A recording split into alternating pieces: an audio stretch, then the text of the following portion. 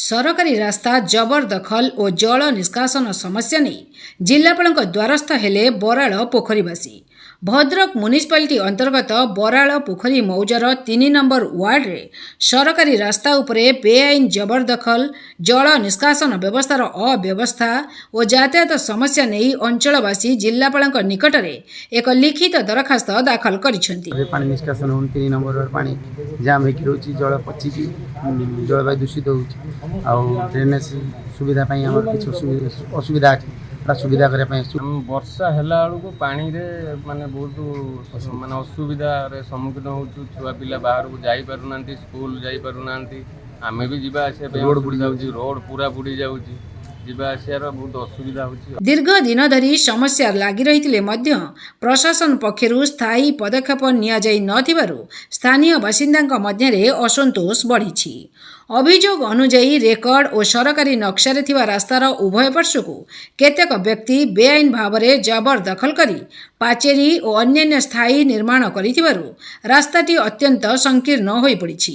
एहा फଳରେ साधारण यातायात व्याहत हेबा सहित आम्बुलांस, अग्निशम बाहिनी और अन्य जरूरीकालीन सेवा जान चलाचल रे मध्य बाधा सृष्टि होउछि। ग्रामवासी कहवा अनुଯାयी पूर्वर थिबा जल निष्कासन पथ और नालगुड़ी को अवरोध करा जाइथिबारु वर्षा दिने पानी बाहरी पारु नाही।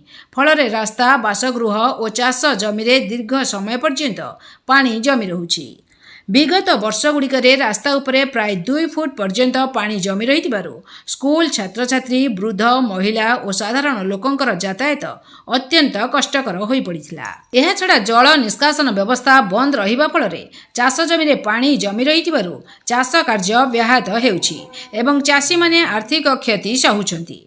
दूषित पानी जमी रहिबारु मशार प्रकोप बढ़िबा सहित स्वास्थ्य और परिमल व्यवस्था मध्य विपर्यस्त होई पड़िछि।